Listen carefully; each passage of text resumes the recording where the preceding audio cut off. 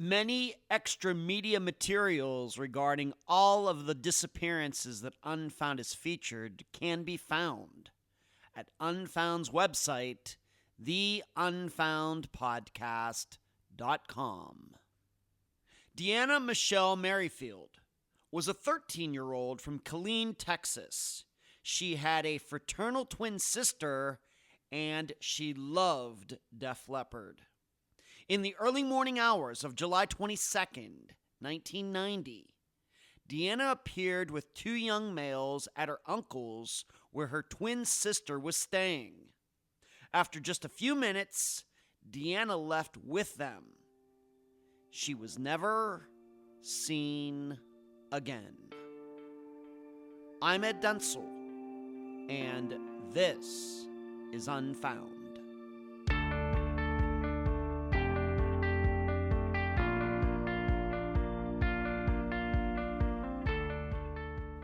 Easy for me to talk since I don't have kids, but I see nothing wrong with children being at least a little mischievous. There's something to be said for kids who want to figure out some things on their own, that they are at least a little bit distrustful of authority. Yes, even if that means disobeying their parents once in a while.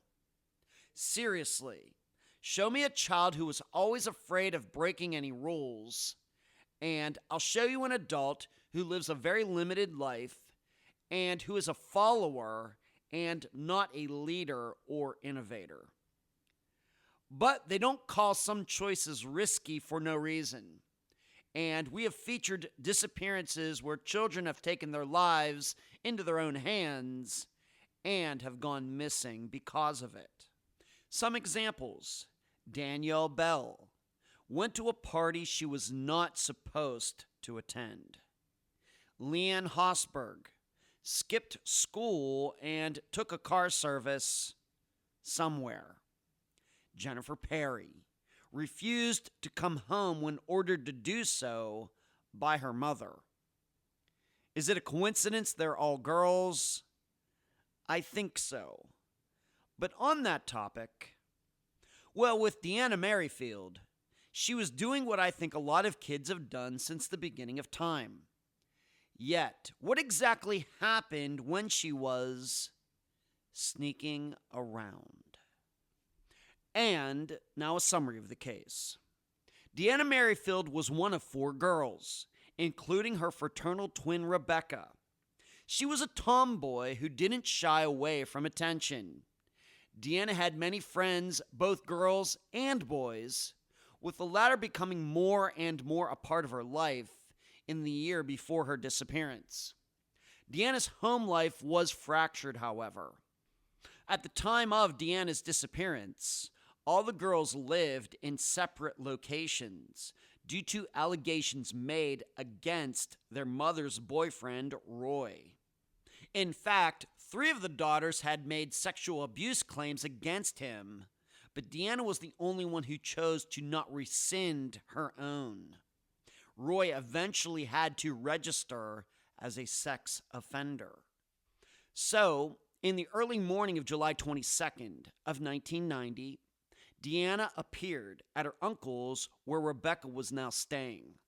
Deanna seemingly had sneaked out from her grandmother's to see Rebecca. Accompanying Deanna were 2 boys/young men in a brown car. Rebecca and Deanna talked for a couple of minutes. However, to this day, Rebecca cannot recall the contents of the conversation. Importantly, Deanna did not identify her 2 friends, although Rebecca got a good look at them. Their uncle eventually heard what was going on, and Deanna hurriedly left in the car with the males. She was never seen again. Over the next 5 years, a variety of odd phone calls and stories served to muddy the waters as to whether Deanna was really missing or not. Media coverage was non-existent. Although Unfound has not covered many disappearances of children, we all realize that running away is the number one cause of these incidents, with 99.9% of the children appearing alive within a few days. Contemplate what age you think is too young for a child to take off and start a new life on his or her own, while you also try to answer these 3 questions during the interview. Number 1, what do you think is the main reason Rebecca cannot recall anything from her talk with Deanna?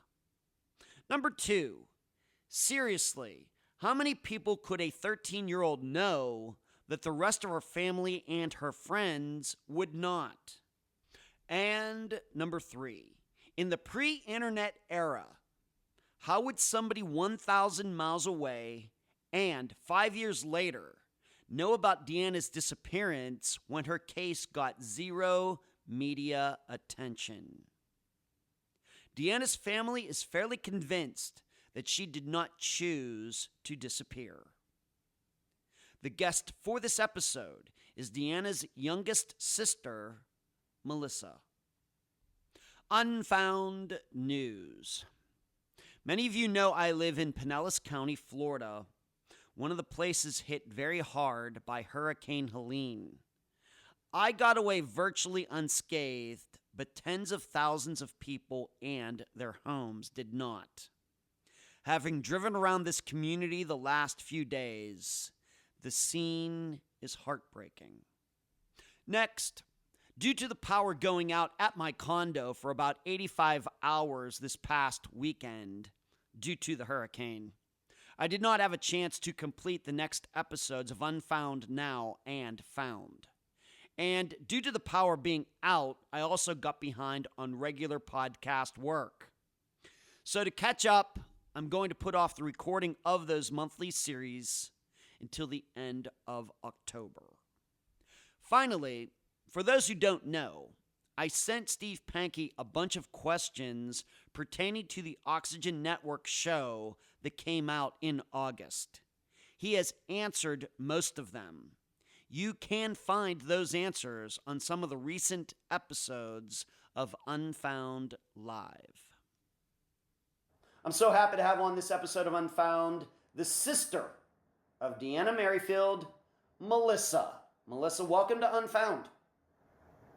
Thank you. As we usually do when we have family members on the podcast, which is most of the time, let's just talk about your family in general. How many siblings do you have?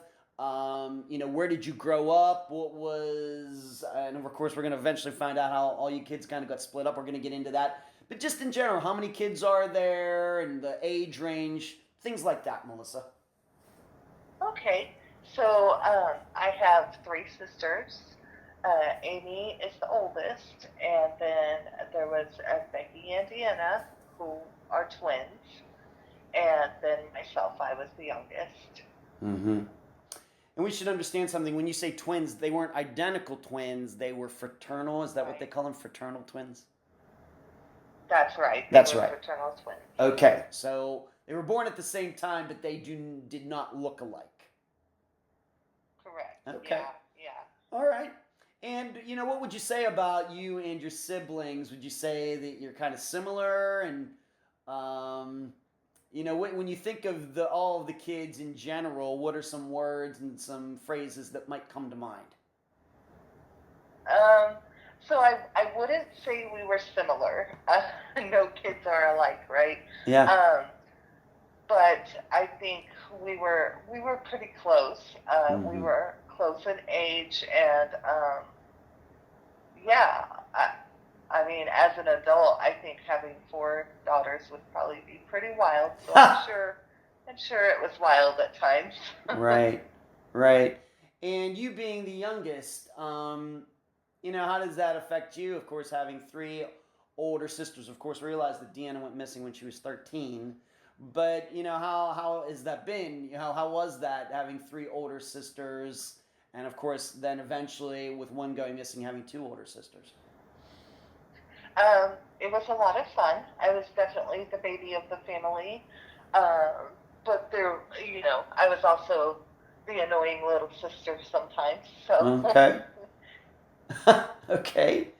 Of course, we're going to get, that's why we're here tonight, talking about Deanna. And by the way, everybody, we're doing this interview on the night of September 25th of 2024.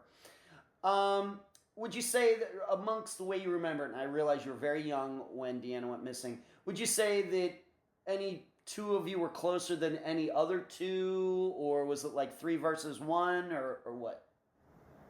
I think Becky and Deanna were definitely the closest. Them being twins, Yeah, of course. That twin bond. Right. So they were definitely the closest. Yeah. Okay. And what about your parents? We're going to talk about, of course, your mother mainly, but, thinking about you kids and comparing yourself to your parents, a lot like your mother, your father, a combination. What would you say?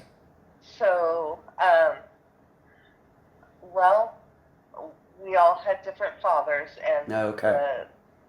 The stepfather we grew up with was not any of ours. Okay.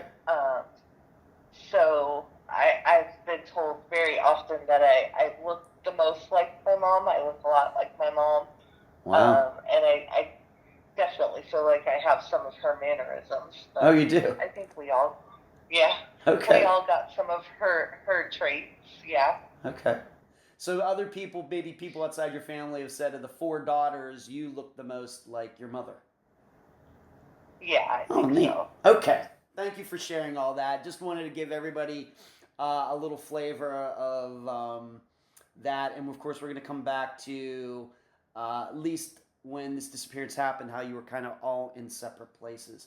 Let's move on to this. When you think about Deanna now, and of course you were the youngest or little sister, maybe some of the things that you remember specifically about her personality, interests, school, some of the things maybe that you remember personally back in, the late 80s going into 1990 about her.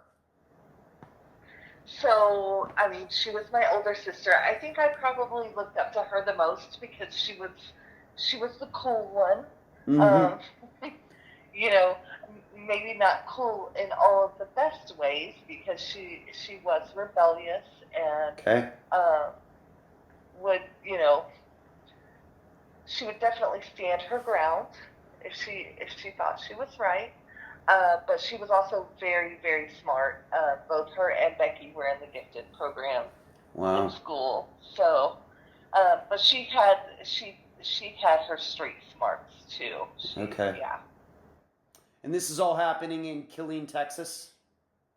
That's right. Right, all you growing up there in that city. Of course, it's a city, but not very big compared to many of the other cities like San Antonio, Houston, Dallas in Texas, but still still by any measure, a large city.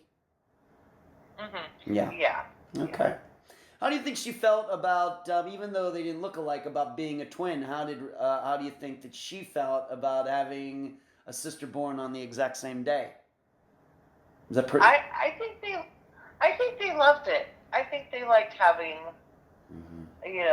their twin and having, if nothing else, it's a good talking point. Yeah. They were both, they still definitely had their own individual personality and style and things like that. But I think she really liked being a twin. Okay. Now, it's funny that I did read, of course, there's been several articles written over the years about Deanna, and of course we have like the Charley Project page and everything. It even mentioned some of her musical tastes, and actually some of her musical tastes and my musical tastes intersect. For example, I saw that she was a big fan of Def Leppard, and I'm still a huge fan of Def Leppard. To this day, I've seen them how many times? 3 times in concert now. So she was into that kind of music back then. Yes, she was, and our mom liked Def Leppard too. She had Def Leppard records, so we were exposed to rock music very early, at a very young age, and Deanna loved rock. Okay, me too. Me too, even at 54. So okay, fantastic, and of course that was the late 80s into 90s hair bands and everything, and then of course grunge in the 90s came along. Okay, so you said she was smart, but kind of street smart as well. When you say street smart, I have to ask, did she maybe, once again, maybe you know now as an adult, but maybe as the age you were at the time, being quite a bit younger than she was, were you aware that, I mean, did she get into some trouble or things like that? Or is that what you mean? No, Or what do you mean? yeah, I mean, no legal trouble, but yeah, she would, we called it run the streets, Mm-hmm. and, get into fights and smoke cigarettes and things like Huh. that, so. Okay. All right. And were you, once again, at the time, were you aware of this, or is that not something you found out until you grew up and maybe understood the significance of those things, or there's something you found out as an adult, or did you know that in 1990? Oh, yeah, no, I knew it. I knew it Okay. then. Yeah. Okay. All right. So that's a little bit, of course, about Deanna. What about boys? Of course, she's running the streets. I guess she is going to run into boys, or she's into boys. Yeah. The factor in her life at 13, the way you understand it, or not? Yes, it did some. She did have boyfriends. Did she? She did have boyfriends.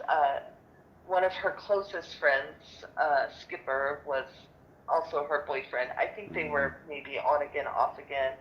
And then, but she definitely was in, a little boy crazy. Okay. And these boys, would you say, just as best as you could tell, around her age, 13, 14, or a little bit maybe older, getting to the point where some of them could drive, let's say? As the only boys I met were around her age. Okay. All right. So the boys, kind of in her life. She's out there, once again, not unusual. We're talking about things I don't think that a lot of people, especially if there are parents listening, they can understand. Even here in the 21st century, these things still exist and probably will always exist. Yeah. And so let's move on to this. Now, I think a big part of this disappearance is understanding that although you were all sisters, at the time of her disappearance, you were all living in different places. And I would just like you to explain, if you can, the split up of you and your sisters, and how was it decided on who went where? For example, we're going to hear that Deanna ended up living with your grandma. How was that decided she went there? How was it decided that you got to stay, in the family home? Do you know how that happened, or was it just random? So I don't know that it was random. I think that my mom reached out to see who could take us, and as people could take us, they would take us. So I left the home, but I was gone the shortest amount of time. I was the first one to come back to the home. Okay. Whereas the other ones stayed gone longer. Okay. And how long were you gone, Melissa? I don't remember exactly how long. I would say at least, I would say maybe 6 months. Okay, well that's fairly long. Fairly long. Now I have to. When did this all happen? Of course, we know that she went missing in 1989. Did this happen in 1989, 1988? If you could approximately tell us when this all occurred. So we were out of the home. I would say either late 1989, early 1990. Okay. All right. And so we also must understand, for everybody to understand, then at the time that she went missing, you were the one that was back at home, and you were the only one that was back at home. That's right. Okay, thank you. Now I have to ask, I just want to touch upon this. We're probably going to get into this a little bit more later. But why did this happen? Why in late 89, early 1990, just in general, why was it that your mother was looking, hey, can somebody take care of Melissa? Can somebody take care of Amy? Can somebody take care of Rebecca? Can somebody take care of Deanna? Why did this happen? So we there was a CPS investigation going on at the time, Okay. and yeah, so we needed either us girls or Roy to leave the home. Okay. And this was because of Roy's behavior? That's correct. Okay. I don't know how much you want me to. That's all right. We're just going to leave it there for now. We'll come back to it later. But this is what happened. There was a CPS investigation. And was this like a recommendation from CPS? You know, it was either Roy or the kids. Yeah, I don't know. It was I don't know if you want to call it a recommendation or an order. An order. Type. Okay. Yeah. All right, so this happened in late 89, 1990 because of allegations that were made against Roy. Right. Okay. Let's move on to this. We're going to come back that well later into this conversation. In your estimation, being that Deanna went to your grandmother, so was this your mother's mother? Right. And what is your grandmother's name for purposes, just the first name, just for purposes of our conversation? Her name was Edith. Edith. All right, like Edith, like on All in the Family. Okay. How would you say, as best as you could tell, once again at the time, not what you know now, but at the time, how did your grandmother and Deanna get along, and were they in Edith's home, just the two of them, or were there other people? So at that time, it was just the two of them, and I think they got along pretty well. I never heard anything different. Amy was our grandma's favorite, but I think out of the four of us girls, Deanna was a close second to Amy. Okay. All right, that's the way you look at it, as being the youngest. Mm-hmm. Okay. And, all right, so Deanna goes to live with your grandmother, Edith, and how far is this away from where your mother and Roy lived? Approximately. Just a couple blocks. Oh, not far. So not far at all. Okay. And so did that mean that Deanna was still going to the same, I guess maybe, of course, this is the summer we're talking about. We're talking about her disappearance in July of 1990. Had she just gotten out of 7th grade? Right. Mm-hmm. Okay. She was in 7th grade.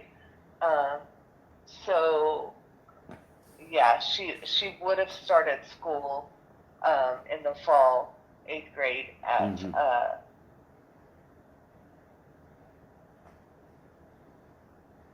can't remember which school it was she was going to be going to. That's fine. All I want to ask you, what's important here is to know is that did the changing of where she was living, did that change the schools that she would go to at all? Or was it still in the same, I guess would say, jurisdiction?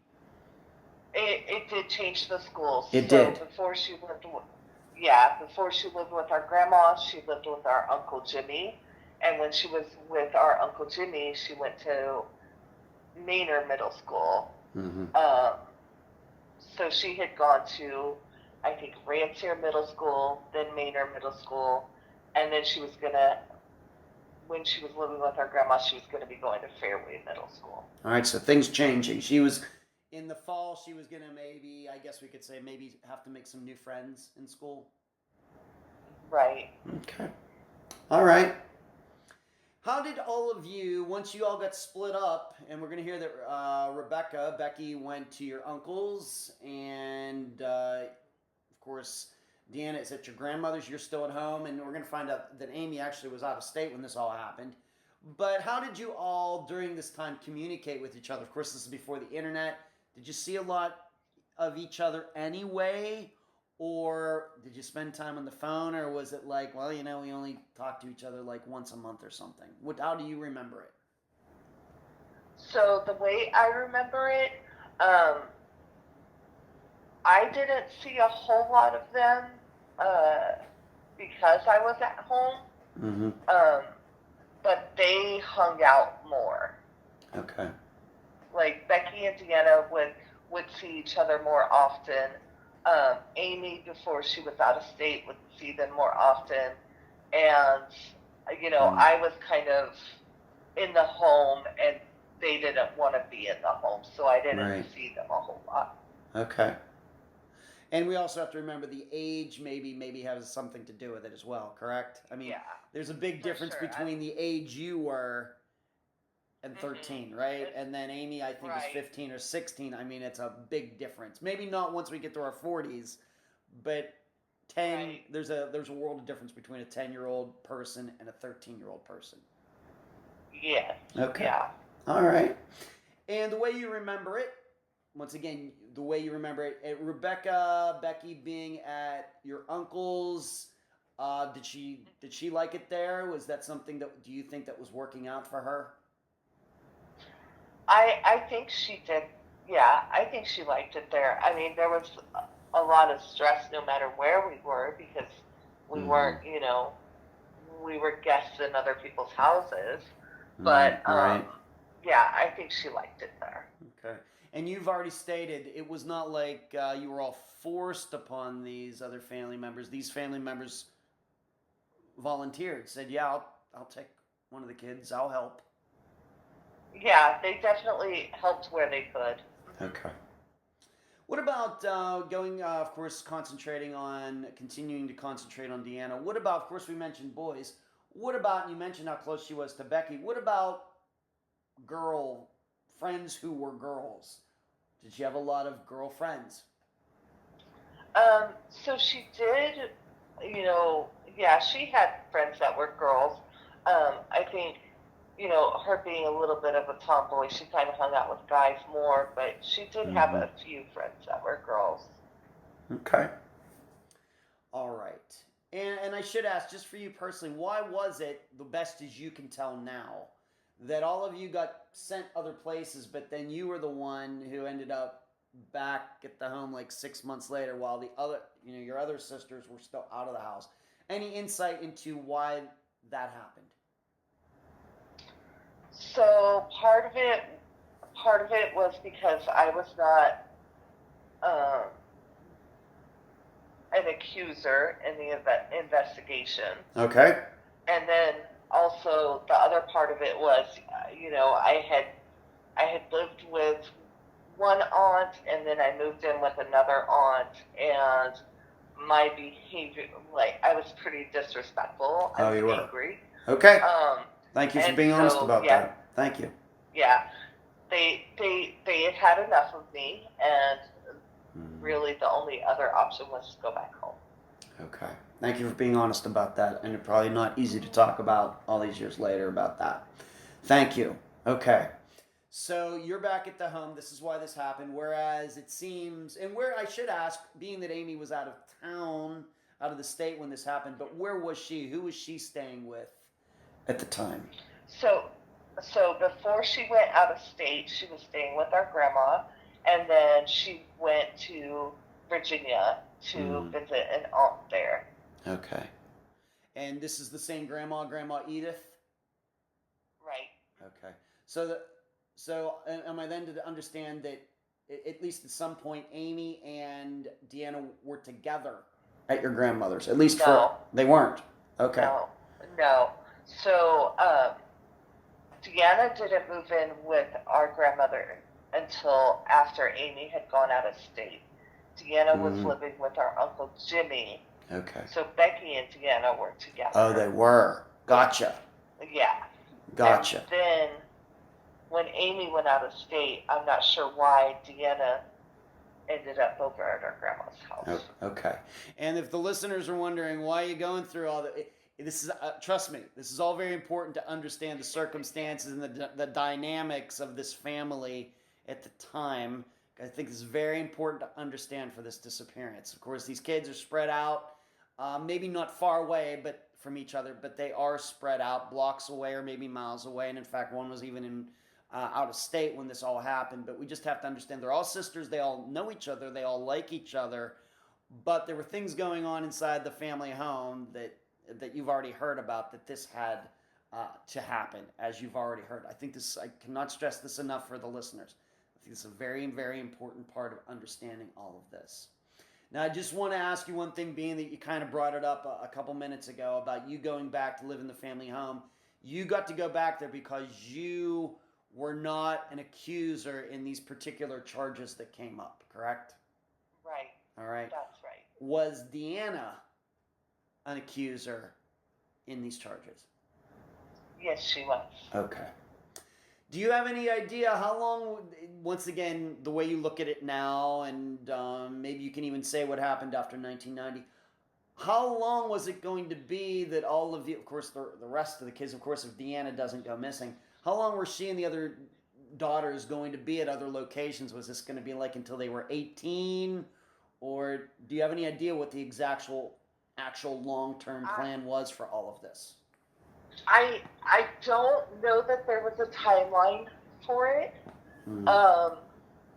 But I'm not sure that it would have lasted until we were 18, just because there was a lot of shuffling going on. Mm-hmm. So, family members would take us as long as they could, but, they couldn't necessarily afford to keep us long term. Right.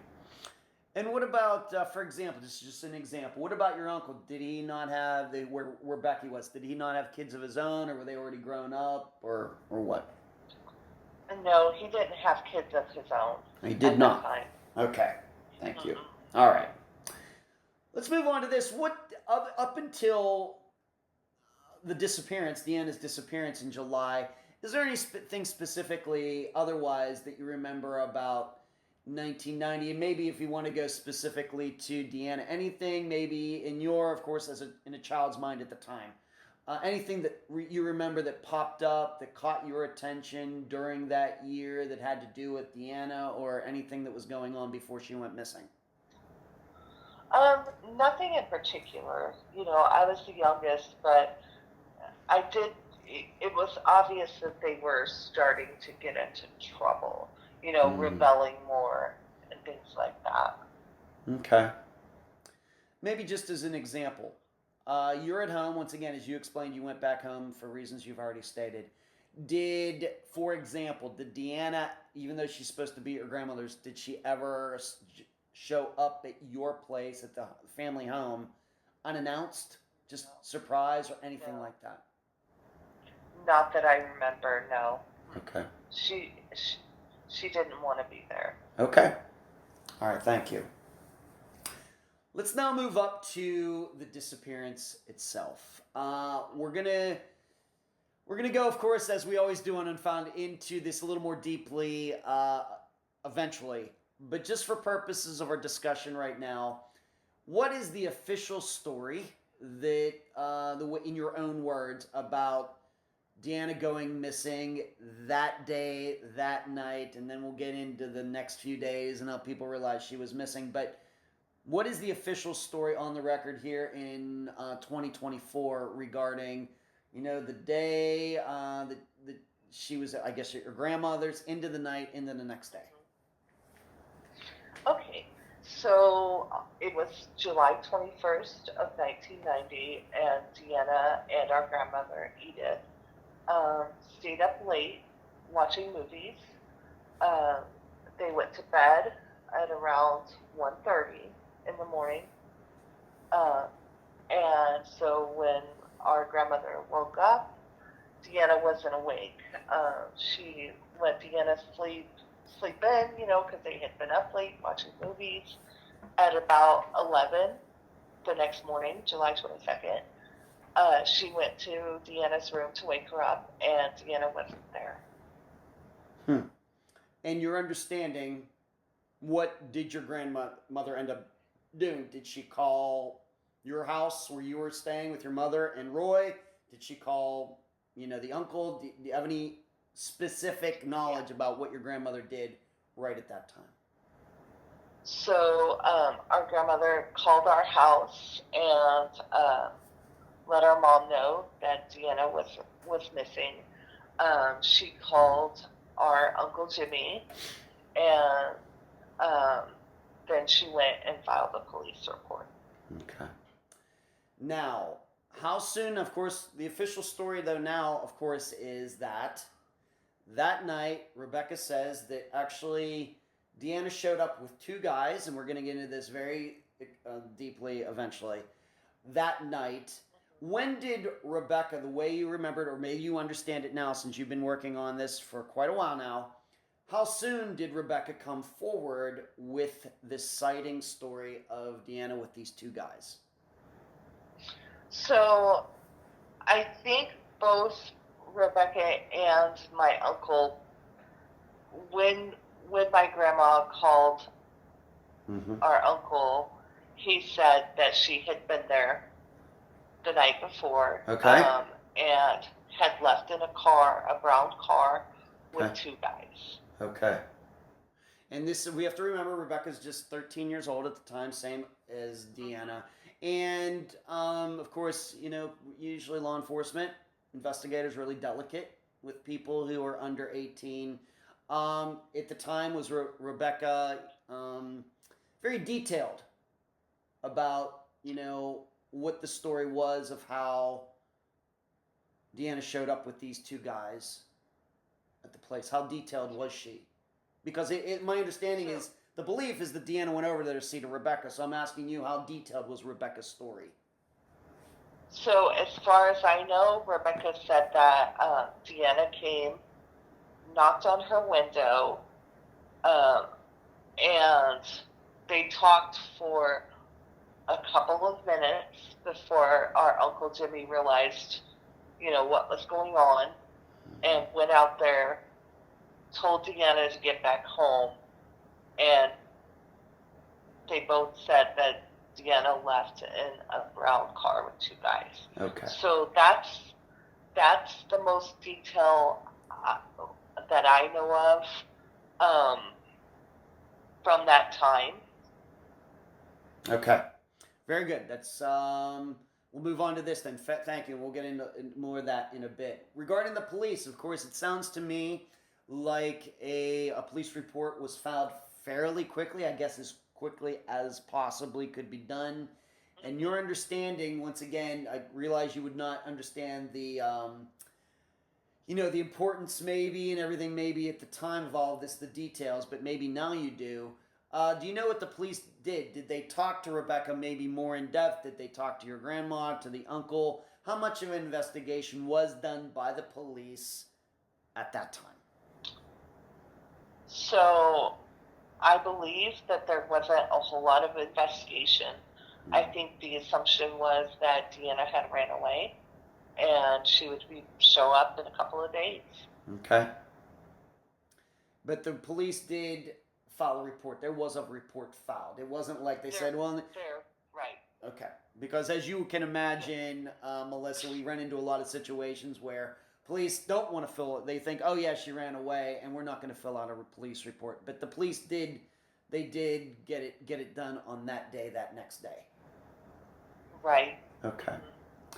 The way you understand it, being that the police were involved very quickly, at the time were the two guys, now of course, we don't know to this day, there are some rumors about who these guys might have been, their names, but was a description of these two guys made at the time, or do you think that didn't come up until later?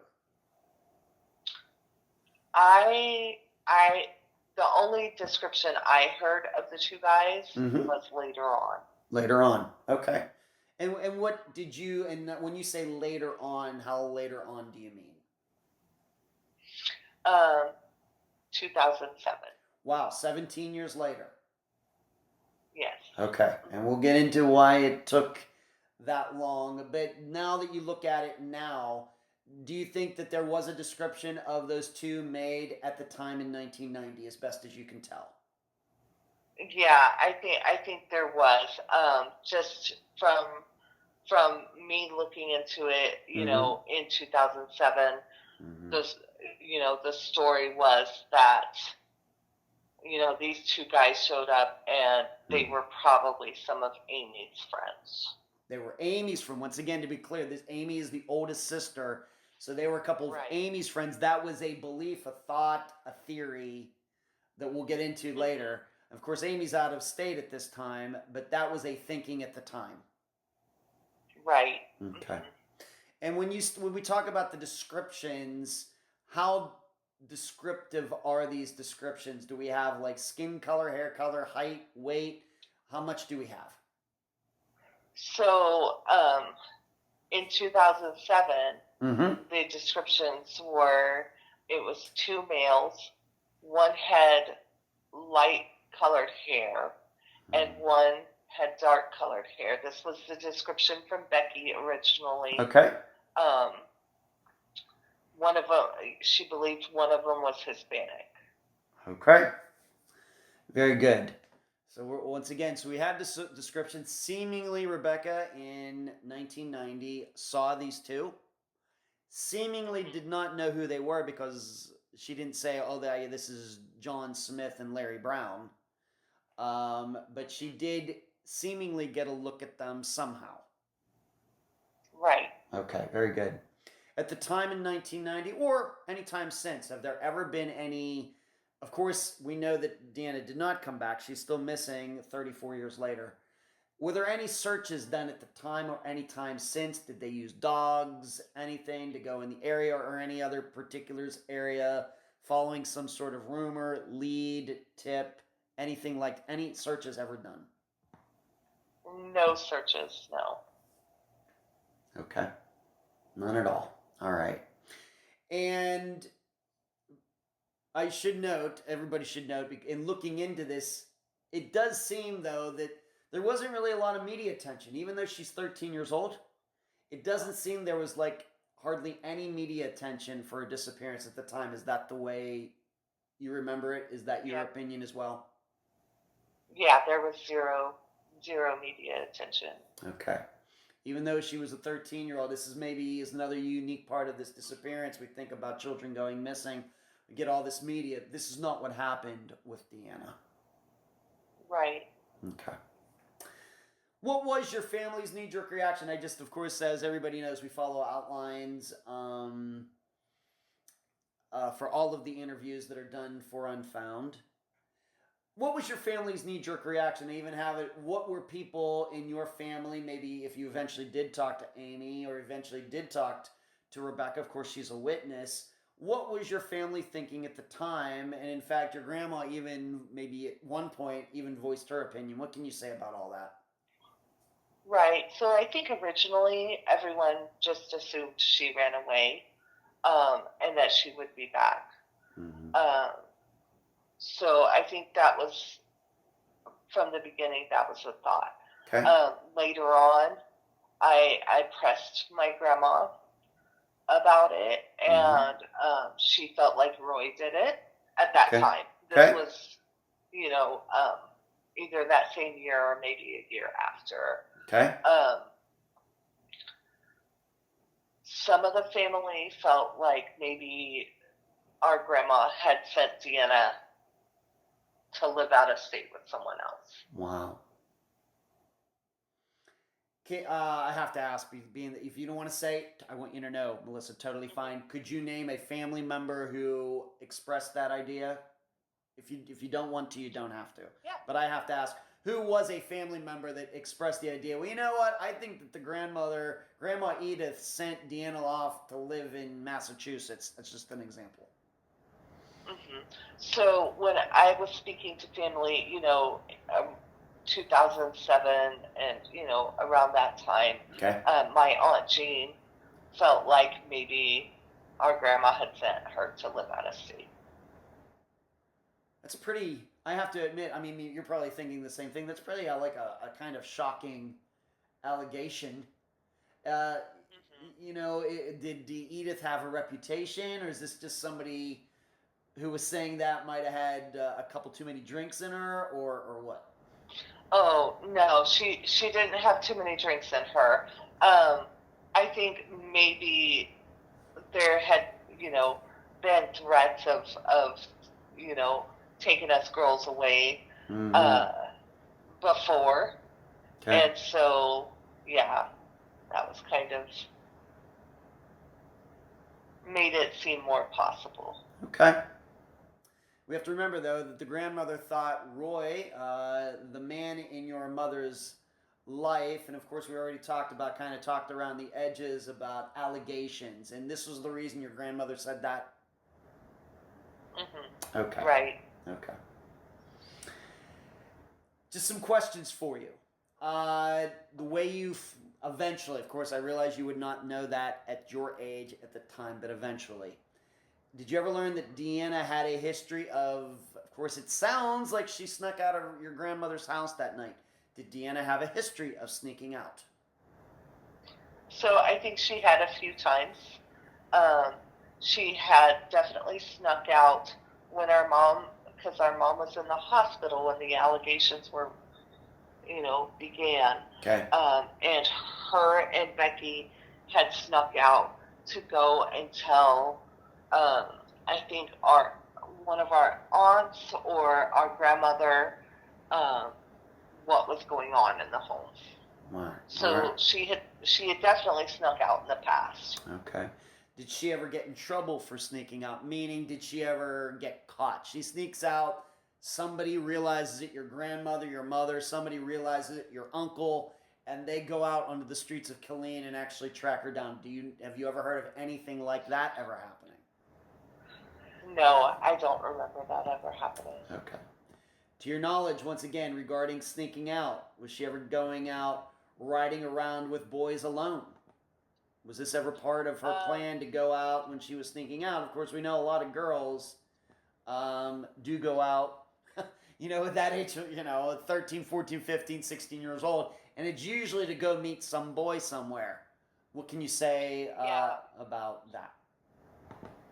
I think that she probably did that.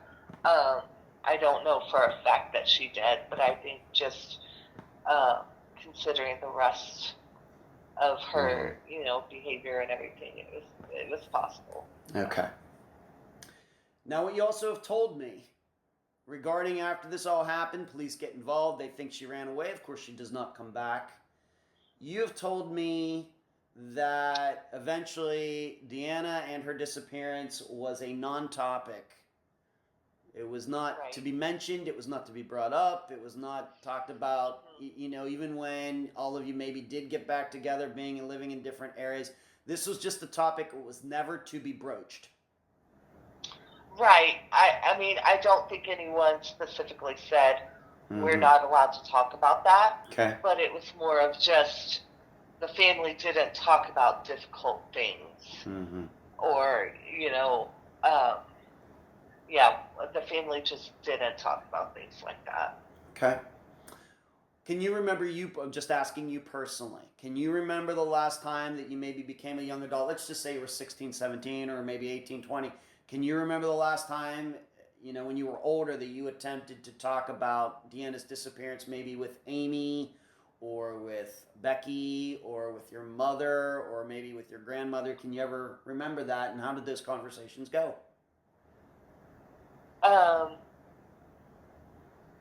I don't remember a whole lot. I think my mom was just angry in general. So if you even kind of danced around the topic, it was usually there was an angry response. I didn't do it a whole lot. I preferred to just keep the peace, really. Okay, I gotcha. I mean, you don't. I just need to ask the questions. You don't need to apologize for that. We get it. So once again, though, I just want to make it understood, though, that you never really, like 20 years old, ever spoke about Deanna with Becky or Amy either. Right. No, not really. Okay, and they never brought Deanna up themselves? No. Okay. All right, so everybody thinks she ran away. We have this car, and we should know regarding the description of the car, we just know it's a brown car. We don't know if it was a Ford or a Chevy or a Dodge, nothing. It's just known as a brown car. Right. Okay. All right. And so then I just have to ask, you've brought up the year 2007 more than once.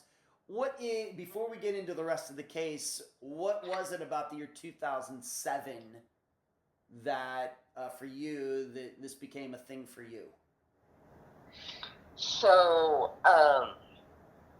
Well, I think that has a bit to do with the allegations, but Okay.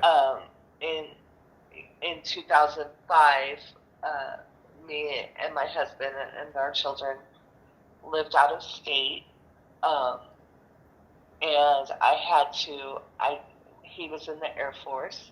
Mm-hmm. I moved back to Texas because of Hurricane Katrina, and I was living by myself with our 2 kids, and Roy was still in the picture at this time, and he would come and help me out and things like that. But I learned that he was on the sex offender registry. Wow.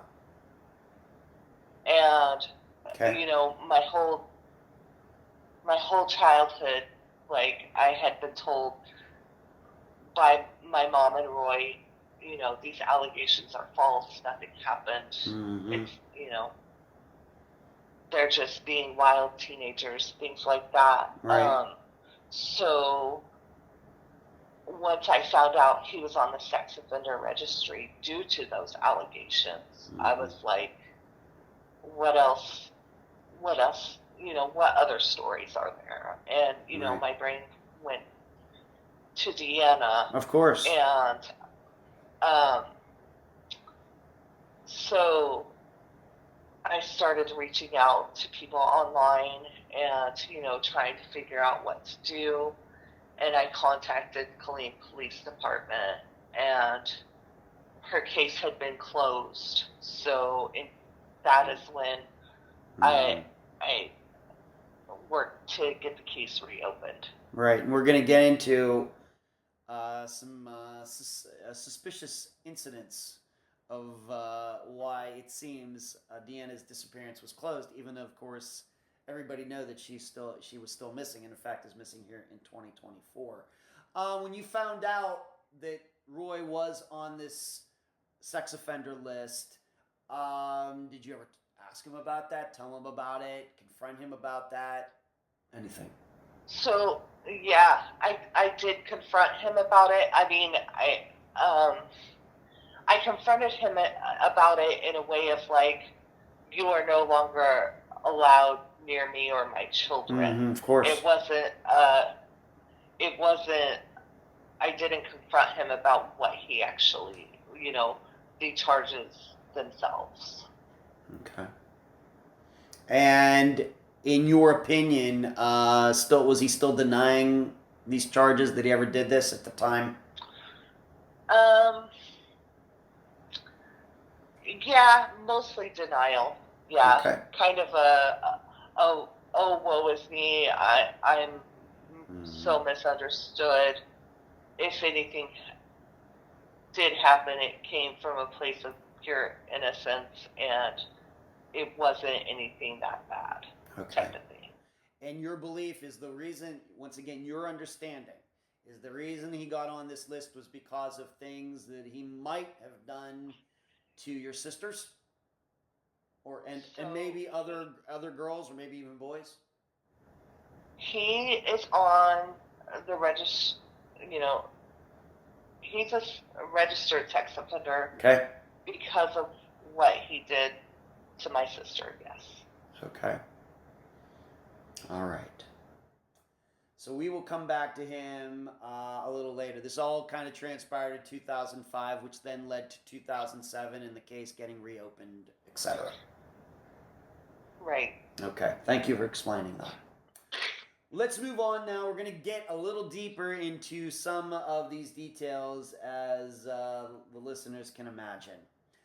Now, of course, this encounter that Rebecca had with Deanna that night, very important because Rebecca is an eyewitness. It sounds to me, even though the uncle, seemed to come out and maybe interrupt whatever was going on, it's clear that the descriptions of these 2 guys who were with Deanna, this description comes from Rebecca, correct? Right. All right. So we then to understand then that Rebecca actually went outside, like you said, Deanna comes over and knocks on the window or whatever, and then Rebecca goes and meets her outside. So I've heard conflicting stories. Okay. I've heard that Becky went outside to talk with Deanna. I've also heard that Deanna just talked with Becky at the window. Okay. Now I have to ask, just being that, I've only known you for about a month or something like that, Melissa, but how many times over the years would you say that you've spoken to your sister Rebecca about that night? About, the specifics of that night, and how many times is that of course you've been talking about 2005, 2007, that's 17 years ago at least. And Rebecca's a great witness, and of course, you can realize a lot of families don't have a witness, like this. So, how many times has this topic of that night and going step by step through it? How many times have you done that with Rebecca? Not even a handful of times. Okay. Yeah, not very often. Okay. It's very hard for Becky to talk about. Okay. Thank you for that. But I guess we just kind of have to infer that she did go outside because she has this description of these two guys. I guess. Right. Unless these two guys went up to the window with Deanna, but that doesn't sound to me like what Rebecca said in her initial statement. What do you think? I think she probably was outside with them. Okay. At any time, has Rebecca ever told anybody what she and Deanna spoke about? I mean, like I said, even if it's 2 minutes is a long time. You can cover a lot of material in a couple minutes, even if you get interrupted by an uncle. Has she ever said what they talked about? For example, did Rebecca ever say to her, aren't you afraid of getting caught being out? Aren't you supposed to be at our grandmother's? Where are you going? Anything like that? Has she ever detailed any topics of conversation that the two had? No, she hasn't. Okay. When they two were talking, did Deanna ever say, even to Rebecca, how she ever ended up being with these two guys? This is just an example, my example, that she called them, or there was a prearranged meeting that she was going to sneak out and meet them somewhere. Did she ever explain any of that to Rebecca when the two, were, two talking for even just those couple minutes? No, Becky's never said that she talked about that. Okay. But Rebecca did give these descriptions that we've already discussed. Right. Okay. And I will admit that I'm not sure I'm supposed to expect a 13-year-old girl to know kinds of cars. I think right. That's probably not something that everybody starts realizing, and maybe till they start driving. But she knows her colors, and all she could say that it was a brown car, and two guys were in it, and then Deanna was with them. Right. Okay. Deanna leaves. Sounds like the uncle interrupted. We're going to get to him eventually on this as well. Did Deanna say where they were going? Were they going to go cruising around? Did the guy, did she say, I think these guys are going to take me back to grandma's? Or they're going to take me back to our mother's house? Did Deanna ever say, well, I think I'm going to go here next? Becky's never told me that she said any of that, no. Okay. So we really, even though she says the two of them talked, we have no idea to this day what they discussed. Right. Okay, so it very well could be that Deanna says, you know what? I'm running away. These guys are going to go drop me off down at the bus station. I've saved up too many, and I'm going to go join the circus. That conversation could have taken place, but we just have nothing regarding the talk. Yeah, Becky doesn't remember. Okay. And not only is she not, seemingly, as best as you can tell, once again, you are the expert on Deanna's disappearance. Is this just something, as far as you can tell, that she just hasn't told you or Amy or other general people, or is this stuff that you don't think that this has come up with the police either, the investigators either? Yeah, I think she's tried talking to the police about it. Mm-hmm. I think they have asked her about it, but she doesn't remember. Okay. Just a couple questions for you. Being that we know that Rebecca and Deanna were fraternal twins, same age, born on the same day, is it your opinion that they would most likely know the same people, or is it possible that the two ran in different circles and knew different people? Meaning, these were guys that Deanna knew that Rebecca didn't. How likely would that have been, given what you understanding of all of you growing up in Killeen, Texas? So I think it's a little bit of both. We all had people that all of us knew, but also because we were all separated at the time, you hung out with the kids in the neighborhood. Yeah. So, the kids in my neighborhood are going to be different than the kids in Becky's neighborhood. And Becky wouldn't know the kids that I hung out with because, she was hanging out with the kids in her neighborhood. Mm-hmm. But we did, there were friends that we had that all of us knew. Okay. So what you're saying is there is a chance, I don't know how big of a chance, but it's certainly possible that Deanna could know two boys that nobody else knew. That you didn't know, that Rebecca didn't know, that Amy didn't know, that your mother didn't know, that your uncle didn't know, that your grandmother knew. That was possible, certainly. Yeah, it was possible. Okay. Let's move on to your uncle.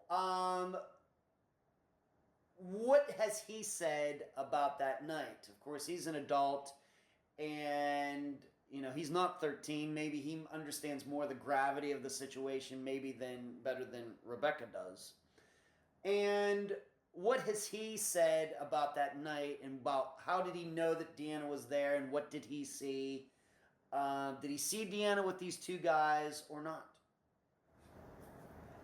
So, yeah, he has said that, he heard them talking outside or a noise outside, went outside, saw Deanna, out there, mm-hmm. told her she needed to get back home, and that she left, and she left it with two guys in a brown car. Okay.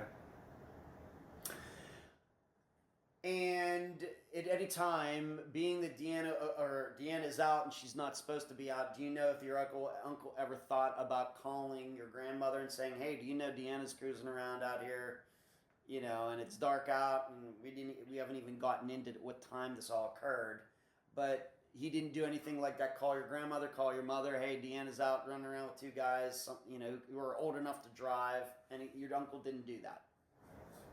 No. Okay. All right. And so I guess what we're also saying is your uncle had no conversation with Deanna at all.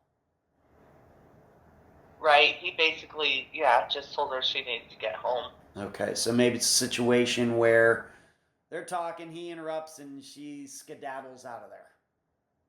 Mm-hmm. Oh my gosh, the uncle's there. He's not supposed to see me. She jumps in the car and they tear off down the street.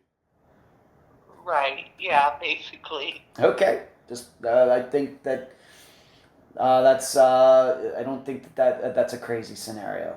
Okay. Do you know over the years? I should ask. Is your uncle still alive? He is. Okay. How much would you say, as best as you can tell, has he talked about that night? And have you ever had any one-on-one conversations with him about that night without anybody, no police around, no sisters around, no other family members, just you and him? Of course, you're an adult now. As you've stated, you're married, you have children. Have you and he ever had a one-on-one talk regarding that night? We did. We had a phone conversation, after I had the case reopened. And, he just, again, he doesn't remember a whole lot from that night either. Okay. All right. And we have to remember it was just your uncle and Rebecca under that roof that night. And my uncle's wife, I believe. Oh, his wife was there too. Okay, so it was three of them there, but they didn't have any kids, is what you said earlier. Right. Okay. Have you ever spoken to her, your uncle's wife, I guess your aunt, about any of this? No, not no. I've never spoken to her about it. You know, they divorced long ago, Oh, they and did. yeah. Okay. Let's move on to this. As in your opinion, you've been living with this for 34 years, and then have really been involved since like 2005, 2006, 2007. Would you say that your uncle's story and Rebecca's story are consistent? Do they go together for that night? Um, yeah, Okay. yeah. I think they both. You know, although it is a vague description of what happened that night, it is basically the same. All right, it's congruent. Okay. Let's now talk about your sister Amy. Of course, she's probably been of the sisters the least talked about. She's the oldest, and as we already stated, she was even out of the state at the time. But we have touched upon this story that maybe these two guys were friends of hers. Do you know how this story came out? And did Amy herself try to look into if this was even possible? Yeah, so you know, the story that they were her friends, that came from, you know, Uncle Jimmy. When our grandma called our Uncle Jimmy the day that, you know, she realized Deanna was gone, our Uncle Jimmy said that, you know, she was here with two guys. Becky said that they were friends of Amy's. When Amy got back from out of state that summer, she called all of her friends, everyone she could think of, and no one knew anything, had heard anything like that. So I guess what is possible, once again, we don't like to do too much theorizing along these lines, but I'm going to just throw this out there. So it's possible that, you know, it seems like Rebecca was the one who brought up the idea that they could be Amy's friends, but that could just been what Deanna told her. Right. It could be that's very possible. It could be a situation where Rebecca goes, "Hey, who are those two guys you're with?" And Deanna answers, "Oh, these are two friends of Amy's." Right. Possible. Okay.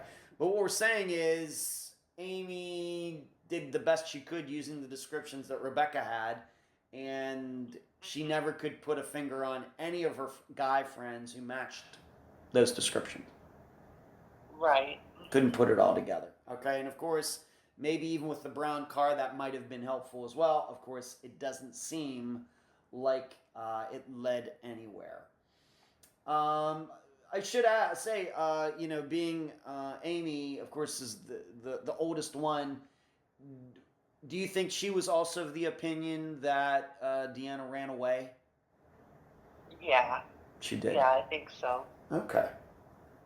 Now, you did tell me, though, and we don't have to get into any names, but she enlisted a friend who was an investigator or something to look into this at some point. I just have it's very general in the outline here. What can you say about that? So yeah, she moved out of town as an adult. Had a friend who, yeah, was either a private investigator or at least had access to some, you know, databases, who ran Deanna's social security number just to see if there had been any activity on that, and there was nothing. Okay. And what year do you think this was? Just a guess. I would say early 2000, maybe 2001.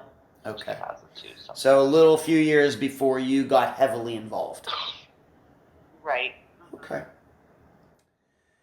All right, and even to this day, I guess what we're saying, even to this day, Amy does not look back. She might have not been, she didn't know in 1990. It doesn't seem she knew the rest of the 90s. And even today in 2024, Amy still has no idea if these two guys could have been friends of hers or not. Right. That's still very much up in the air. That's correct, yeah. Okay. Let's move on to this. Now, of course, we've talked about him. We've noted that Roy is on a sex offender list, and he was on the list because of Deanna.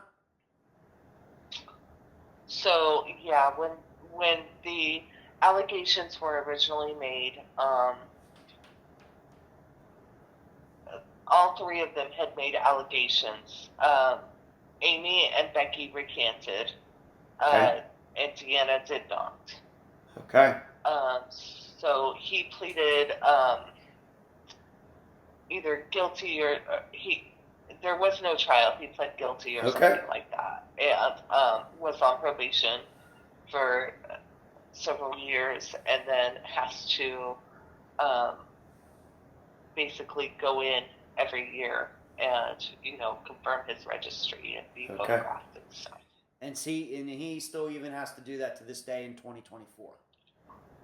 That's correct. Okay.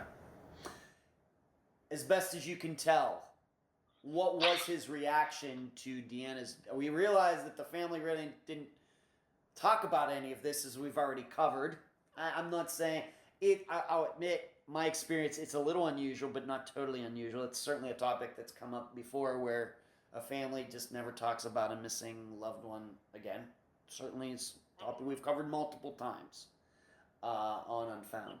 But what would you say was Roy's reaction, as best as you can tell, to Deanna's disappearance? Has he ever, 1990, 1997, 2005, anytime, has he ever expressed an opinion, a theory, any insight into her disappearance?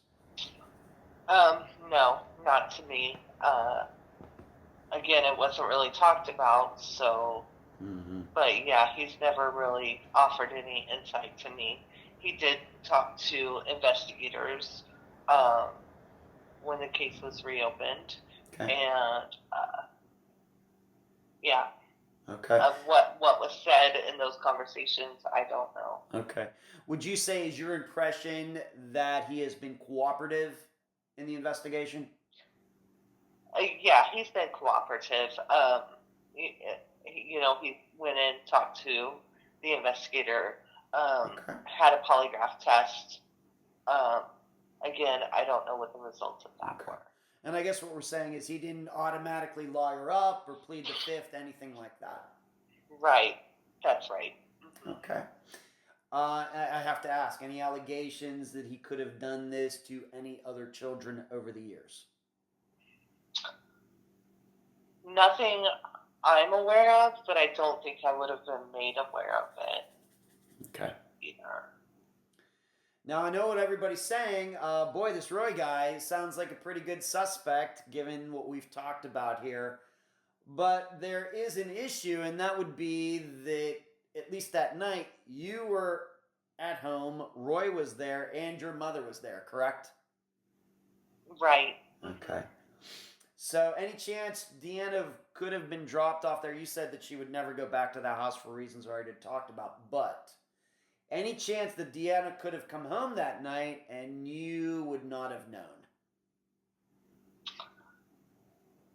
Highly unlikely. It was not a big house. It was a very small house. So my bedroom was basically right next to the living room.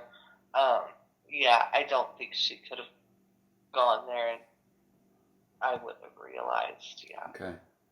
But really, just on its face, you reject the idea that she would have ever gone back to that house.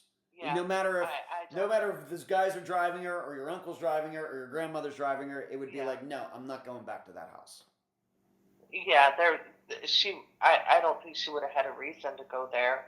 Okay. All right.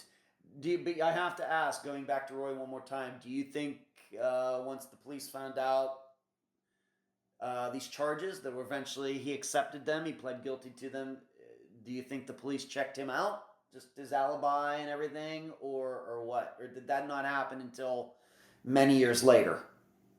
I don't think that happened until many years later.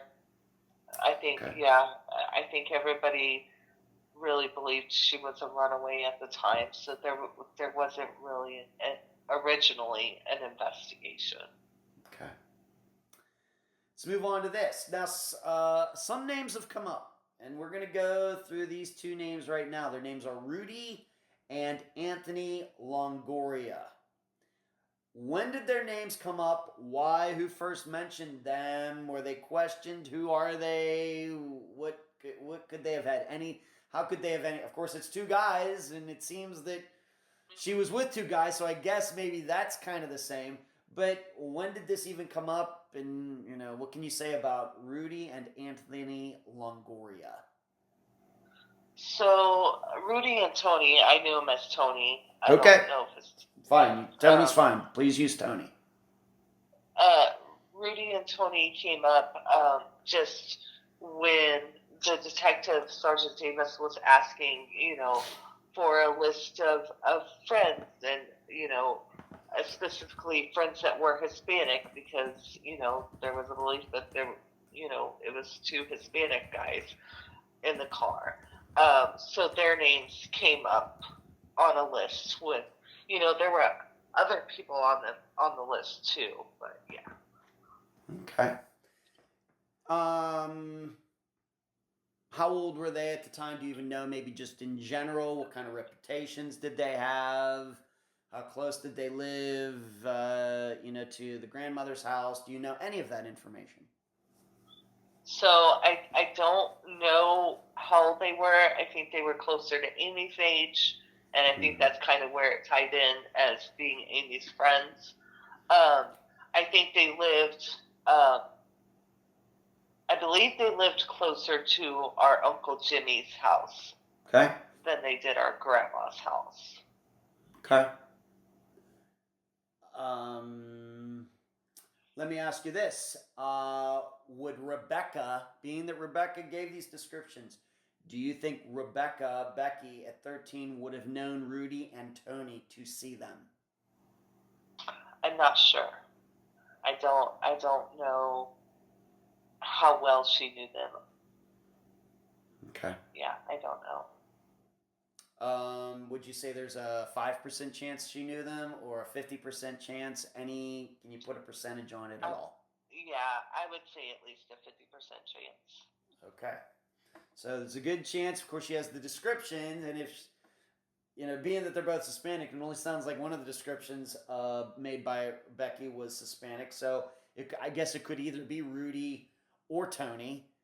But that's not what Becky said. She just gave a general description. Just the kind of guy kind of looked Hispanic to me. Right. I think originally it was one Hispanic guy and then one guy with like blonde hair. Mm-hmm. And then I guess I don't know how I don't know if it was the detective that took it as two Hispanic guys. I'm not sure how it became two Hispanic guys, but at some point it became two Hispanic guys. Okay.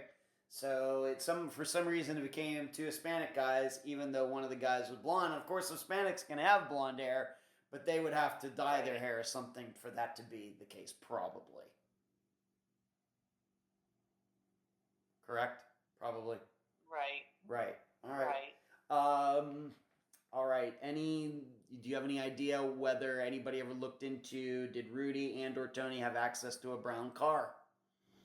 Any idea at all? I don't know. No idea. No idea. Okay. Do you have any idea how Rudy and Tony reacted, maybe when they were asked about all of this? Did they even know, any ideas at all? If you don't know, that's fine. I have to ask. Did they even know that Deanna was missing? I'm not sure. I'm not sure if they've been asked about it. I don't know. I know that the detective, Sergeant Davis, originally was trying to find them so that, he could talk to them. As far as I know, these guys have never been talked to. Okay. So we have these two guys, they're mentioned, but other than them being mentioned, not much to it. Right. If they were responsible for Deanna's disappearance or even enabled her disappearance, her to run away or something, there's certainly no public facts that support that. Right. None. Okay. Now, something that you've mentioned a couple times already is that Deanna's disappearance actually, even though she was always missing, it got closed. And in fact, she was even taken off the National Center for Missing and Exploited Children website. Why did this happen? When did this happen? And we'll get into this call and some other things. Please go through that. So, according to Sergeant Davis, who was the detective that was investigating Deanna's case when it was reopened, according to Sergeant Davis, Killeen Police Department received a phone call in July of 1993 from our house, our home address. Oh my goodness. Stating that Deanna was home. She was back home. They could close the case. She was fine. When did you find this out? I found this out from Sergeant Davis, I think, in 2000. Sometime after the case was reopened. So over 10 years later, you find this out. Right. And the phone call, he says, came from where you grew up, the house you grew up when Roy was there, where Roy lived, where your mother lived, and where you were at the time of Deanna's disappearance. That's right. Mm-hmm. And did Sergeant Davis say he knows who made the call? Yes, he said he knew who made the call, but he could not tell me who that was. All right, so I got to ask, who lived in the house in the summer? Of course, this is approximately 3 years after her disappearance. Who lived in that house in summer of 1993? Who was living there? So I know definitely I lived there, my mom lived there, and Roy lived there. Rebecca would come home occasionally, but I don't think she was there at that time. Okay. So you surely did not make the call. No. So it's either Roy or your mother. Right. And surely, of course, whoever made this call is lying because, of course, Deanna was not there. Yeah. Wow. Yeah. Oh my goodness. That is, of course, as you can imagine, Melissa, we cover a lot of unusual facts and things you don't quite expect on Unfound. This is, that's one of those ones I think I'll have to put in that category. Where somebody within the missing person's house calls and says, oh yeah, you can close the file on that, our daughters, our sons, whoever's disappearance, they're not missing anymore. Right. Okay. Yeah, it's definitely a red flag. Yeah.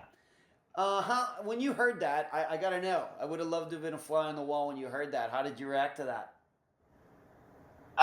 Honestly, I was devastated because who would do that? Right. That kind of made it clear that somebody was being deceitful. Did you mention this to... Now, we should not forget this. Your mother is deceased now, correct? Right. She died in February of 2002. All right. So it wasn't until after she died that you started really getting into this. So you never even had an opportunity to ask her about what you found out. Hey, Ma, did you know that somebody in 1993 called from our house saying that Deanna wasn't missing anymore? You never had a chance to ask her about that. No. Wow.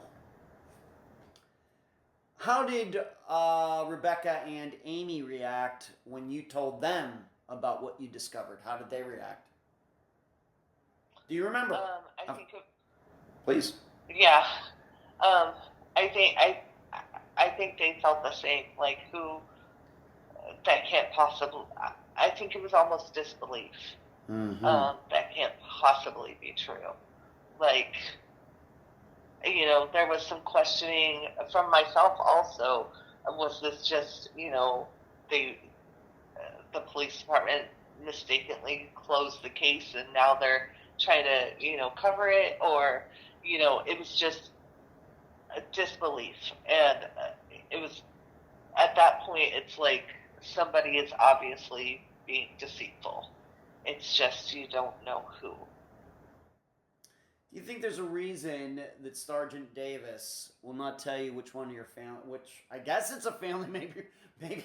I mean, maybe there was some guy over there, the plumber or somebody was over there and made that phone call. I know I'm not trying to be funny, but I guess, Yeah. it's so unusual that you have to start thinking so far outside the box.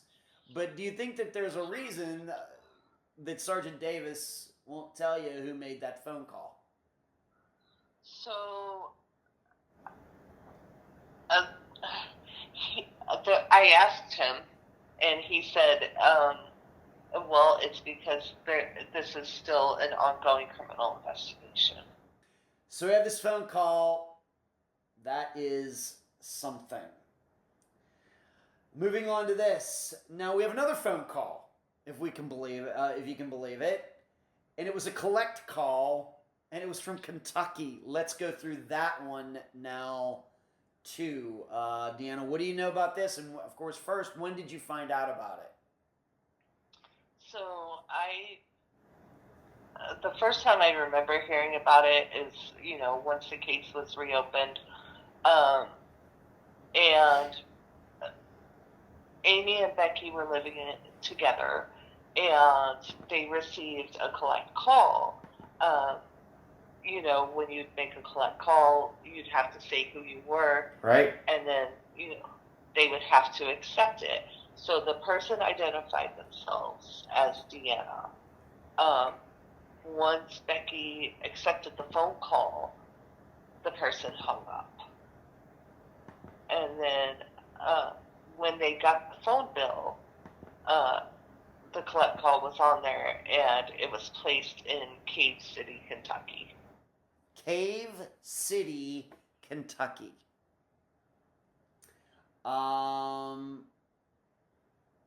And please remind everybody, what year was this again? So I believe this was in 1995. All right, so we have 93 with somebody from your house calling and saying Deanna's not missing. And then in 1995, we have this collect call, so 2 years later. Mm-hmm. Okay. Any significance that you've been ever able to find regarding Cave City? Any family member live there? Any friend of Rebecca's or yours or Deanna's or Amy's or your mother's or Roy's? Anybody you've ever been able to know have any connection to Cave City, Kentucky?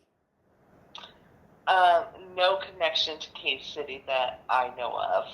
Our grandmother did have some family that lived in Kentucky, but Mm-hmm.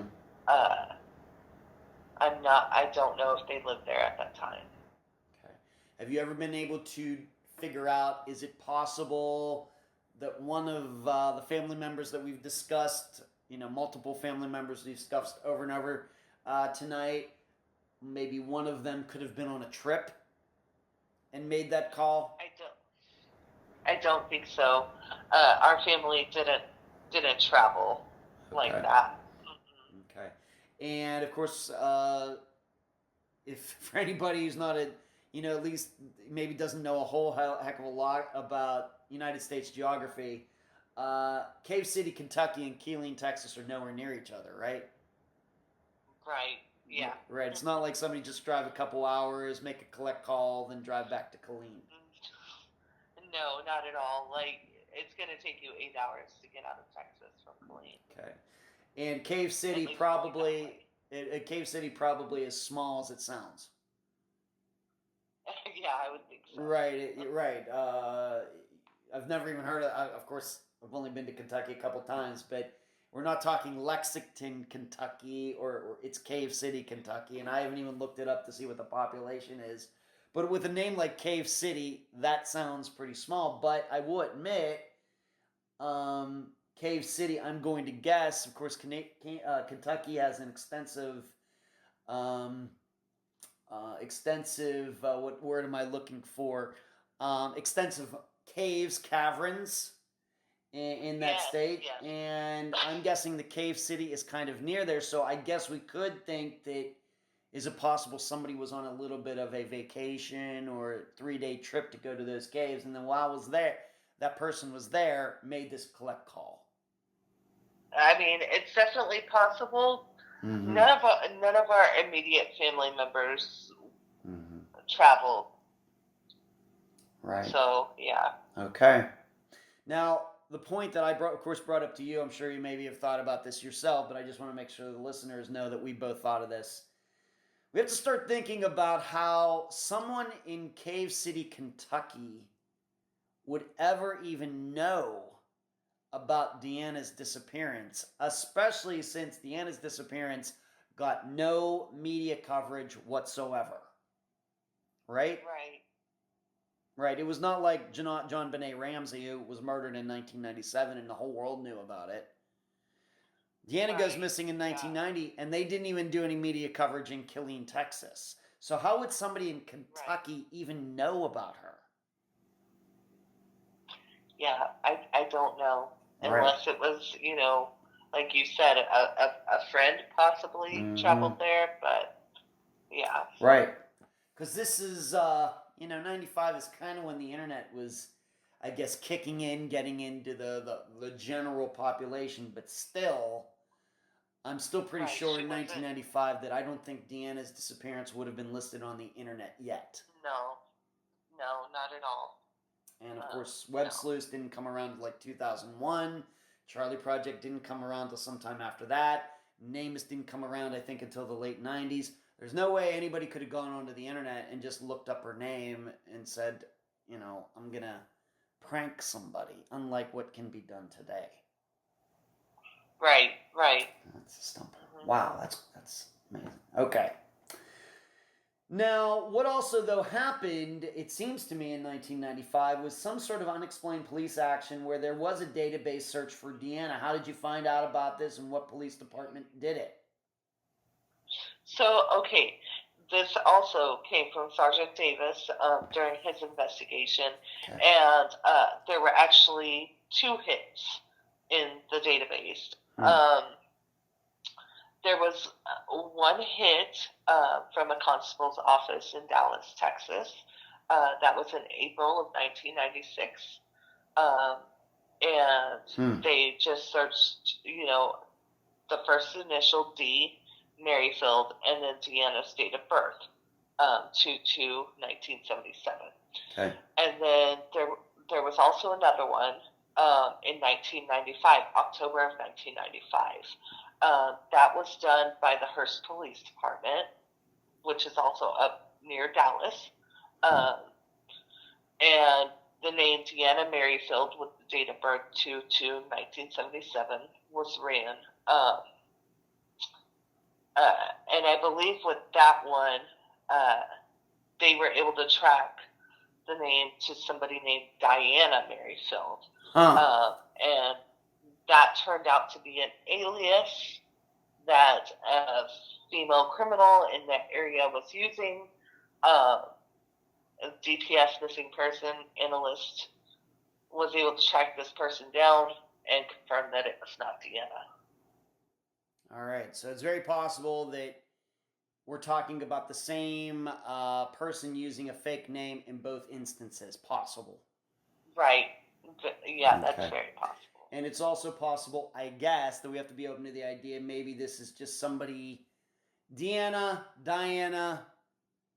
Obviously, there's only one letter off there, I guess. I guess Diana could be spelled with 2 N's by some women. Mm-hmm. So it very well could be this could have been a typo or something. Mm-hmm. Possible. Right. Looking up Diana, and then instead they put Deanna, and that's how it popped up. And then they're like, oh, wait a minute, I didn't mean Deanna, I meant Diana, and then fixed it. Possible. Mm-hmm. Okay. Right. All right, so, or it could be something else, but given the names are so close, I think we have to at least be open to the idea that there's some human error in there, but given that Dallas is right there, I think it's noteworthy. It's something we have to talk about. All right, something else, really, I debated whether we were going to bring this up or not, but I guess we have to. There was an actual sighting, an alleged sighting, by an actual family member of yours. What do you want to say about it, Melissa? So, it wasn't a family member. It wasn't? A friend. It was a friend of the family. Okay. And this person claimed that Deanna came to visit her while she was living on, it was the East Coast, I want to say like, North Carolina, South Carolina, something like that. But she claimed that Deanna came to visit her after she had a baby, and that, so that was her claim. Doesn't make a whole lot of sense. Everybody told me the girl is not trustworthy. She's a pathological liar. I reached out to her mom, and even her mom said, we shouldn't believe everything that she says. She lies a lot. So that's the story. And then she also claimed that Deanna had tattoos. The tattoos that she claims Deanna had was one on her neck with her last name, Merryfield, with a date on it, an unknown date. And then she also claimed that she had a yellow rose with the words Texas born, and then a third tattoo of a cross. So those, that's the story that she told. Okay. And we're not going to make the name public, but you know this woman's name? I do. Mm-hmm. Have you ever spoken to her one-on-one about this? I had spoken to her before. She gave this information directly to Sergeant Davis. I had spoken to her before she talked to Sergeant Davis. You did. And she had never mentioned this information to me. When she talked to Sergeant Davis is when she gave this information. And once Sergeant Davis shared the information with me, I tried talking to her again, and she would not respond. Yeah. All right. So I think the listeners are smart enough to tell what's going on here. But once again, being that this is something that is out there about Deanna's disappearance, I thought I better give you an opportunity to explain that. Otherwise, we usually try to avoid these stories that, let's just say, they don't sound true. A lot of reasons to not think it's true, but being that it's out there, people are going to like, well, why didn't Ed ask Melissa about this? Well, I've asked Melissa about that. So move on to this. Of course, 2007 has been a prominent year mentioned. Of course, 1990 is the most prominent year. But 2007 has been very prominent in your work. You getting started on this, you've mentioned it many times. And in fact, though, your sister Rebecca was actually hypnotized. Was it that year that she got hypnotized? I don't think it was the year 2007. I want to say it was probably 2009. Okay. She was hypnotized. All right. And how did that go? My understanding was it did not go well. Becky was very upset by it. I don't know that they gained a lot of information from it. But yeah. Were you a party to that? Did you know that she was going to do that? Were you there when she made the decision, I'm going to do this and go under hypnosis? Or was that done totally without your knowledge? Where were you at this time? So I was still living out of state, but she did tell me she was going to do it. Before she did it, she was very excited to do it, very hopeful that it could, it could help in some way. Afterwards, she was very upset by the whole process. Can you speak for her in saying why do you think Rebecca was upset about the process? I think she was upset because, just remembering that night, the impression I got from her talking to me afterwards was she was upset about remembering that night so vividly, like the last time that she saw Deanna. And then, of course, my personal opinion, something like that for somebody who's already a trauma victim, having someone else hypnotize you and potentially control you is kind of, there's probably Okay. didn't do well for her either. Am I then to understand that nothing helpful came from the session? That's as far as I know, yes. Okay. And, I think the listeners who've been around me, of course, especially like on the live show that I do on Monday nights, I've had an opportunity maybe to talk about hypnotism once in a while. I'm not a big believer in it, that it works. A lot of listeners know that although I was never a magician, I worked in magic shows, and you kind of get a feel for how these things work and really how they don't work. And how these things can be manipulated and all sorts of things. And so that's probably where my doubt about the whole thing comes from. But I guess what we're saying is Rebecca, being that she was hypnotized, does she not remember what she said during the session? She couldn't say to you, well, I remember when they hypnotized me, I remembered this about that night. I think she was too upset at the time to really talk in great detail about anything if she did remember anything. Okay. Was that Sergeant Davis's? That was his idea, or was it whose idea was it to even try it? I'm pretty sure it was Sergeant Davis's idea. Okay. Now, something else, and I think this is an email that you actually sent to me, and it goes way back. Sergeant Davis expressed the idea that he believed Deanna was still alive in 1995. Even though it's not expressed in the email, did he ever tell you why he thought that, and do you think he thinks that now that she's still alive here in 2024? So he never told me why he thought that. And now looking back in retrospect, I wonder if he sent that email expressing that he felt she was still alive. Maybe he had just learned about the hits in Dallas, but didn't learn everything behind the hits in Dallas. Okay. Or maybe he had just learned about, the family friend who said that she visited, but hadn't yet learned that family friend's history of why. So that's, he never said why he thought that, but I do wonder if maybe that had something to do with it. When was the last time you spoke to him?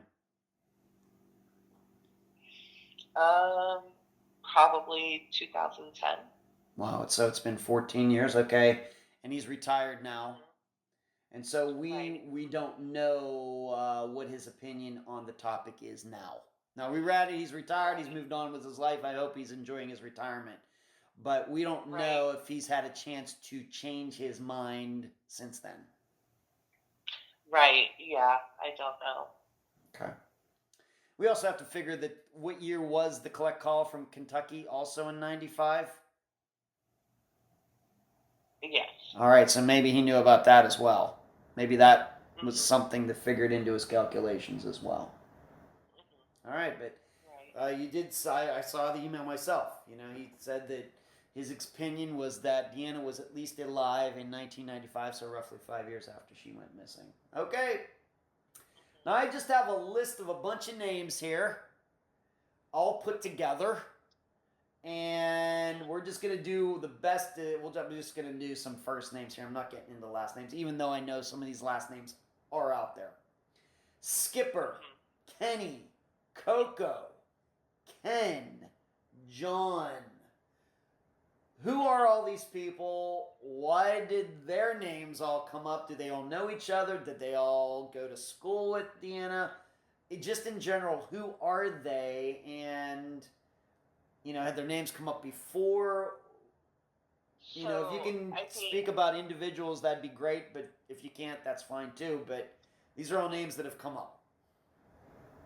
So I think some of them were friends of Deanna's, and some of them are just random people that, that people have heard of. Skipper was a very close friend of Deanna's. So Mm-hmm. Kenny, I'm not so sure about. I want to say he was a friend, but I'm not positive. Okay. Coco, I've been told she was a friend of Deanna's, but I don't recall ever meeting her or knowing her. Mm-hmm. Ken was a serial killer. Oh my goodness. Who people had speculated that maybe he had something to do with it, but I've learned that he was actually in prison on a parole violation at that time. Okay. And then John, I'm not really sure about. I don't know who that is. Okay. And we can say, being that Ken is a serial killer, you're talking about the person in the last name whose last name begins with an M. Right. Ken McDuff. We'll just say his name, being that I verified that. Ken McDuff, serial killer.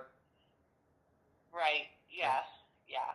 Okay. So I think people, were just speculating and trying to come up with any possible person that could possibly know anything. Mm-hmm. Is where a lot of people ended up on these lists. Okay. Who was it Skipper that you mentioned earlier in this conversation, who might have been like a boyfriend to Deanna? Yeah. Okay. That's right. Yeah, Skipper was her boyfriend, at least at one time. I don't know if they were on again, off again, or what exactly, but they were also very, very close friends. Have you ever spoken to him about her disappearance? I have spoken to him. He's kind of at a loss as far as what happened. Still missed her like crazy, Mm-hmm. But yeah. He ever expressed an opinion on what he believed happened to her?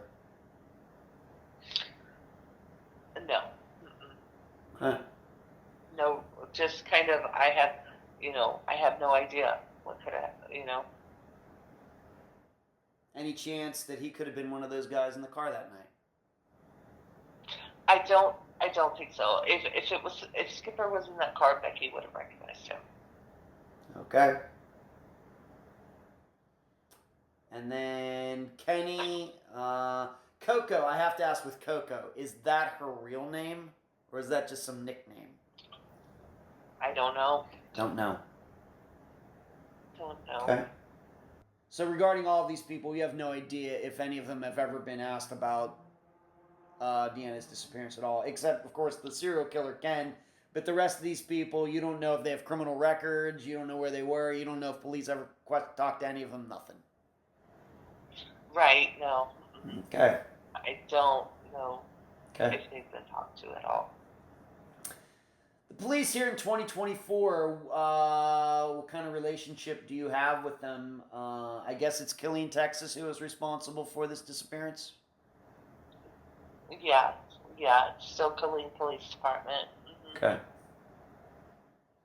So, what kind of relationship do you have with them?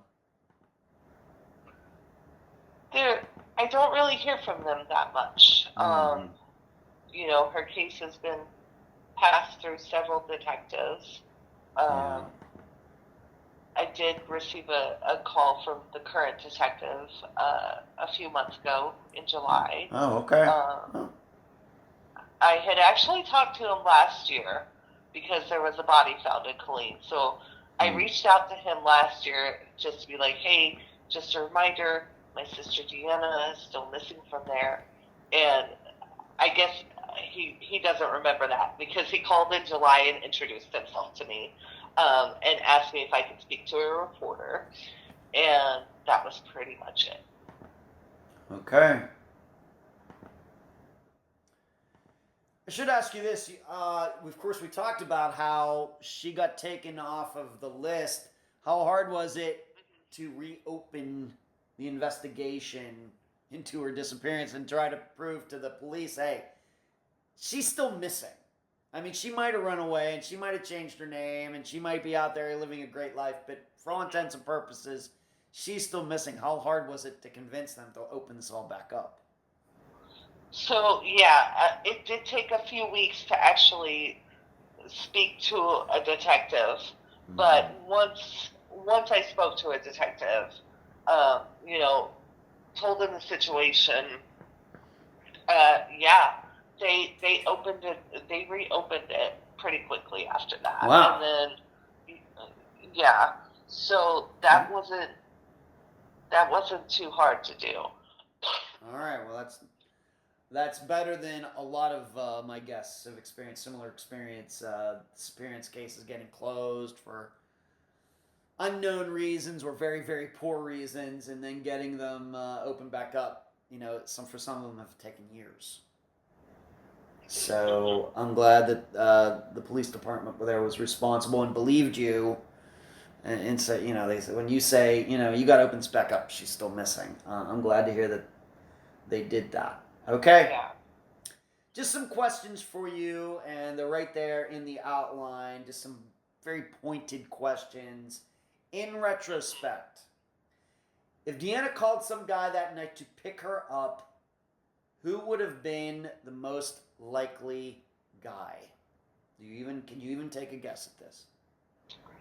No, not really. I really don't know who that guy would be. Okay. Next question. Any chance, I've already asked you this, but I just want to make sure that people remember this.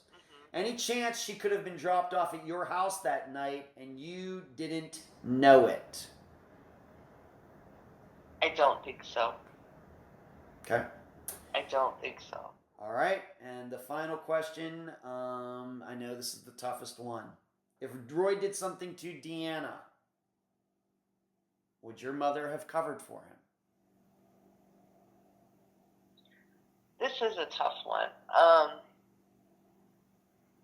All I have to go on is the history of my mom's actions. Yeah. She was an addict. She was an alcoholic.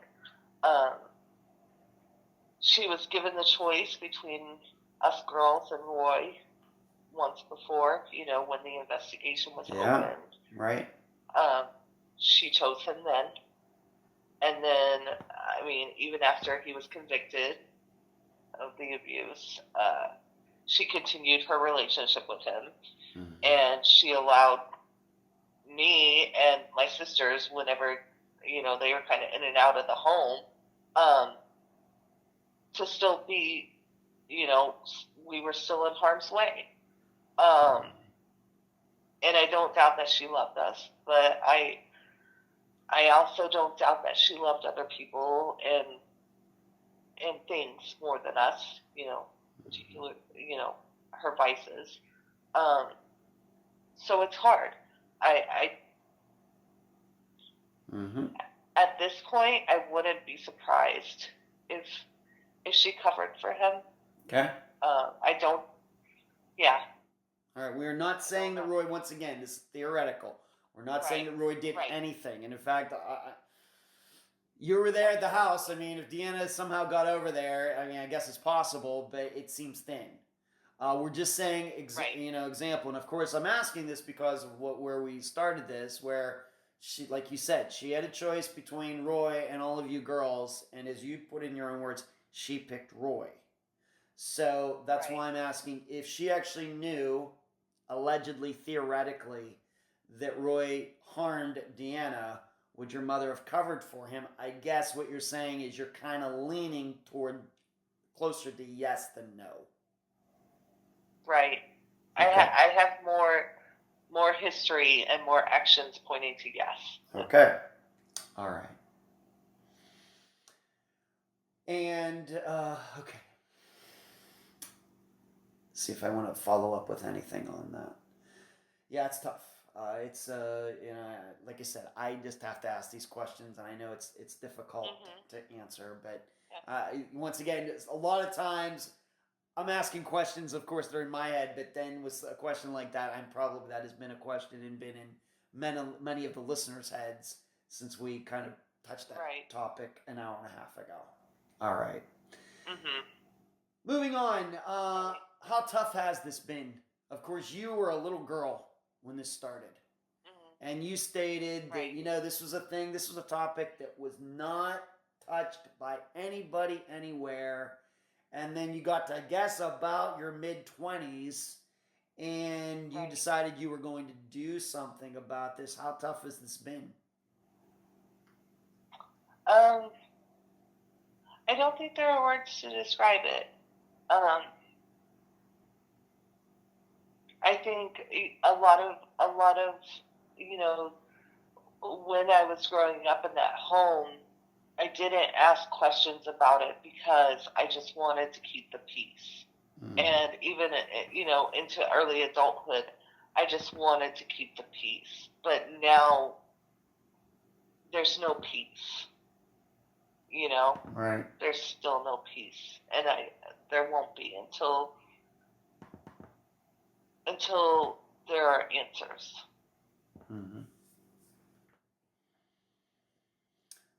Regarding the topic of just Deanna in general, we don't even have to mention her disappearance. When was the last time you spoke to your sisters in a conversation that Deanna's name even came up, even not for disappearance reasons, but more along the line? Do you remember that time Deanna did this? When was that last time that even happened?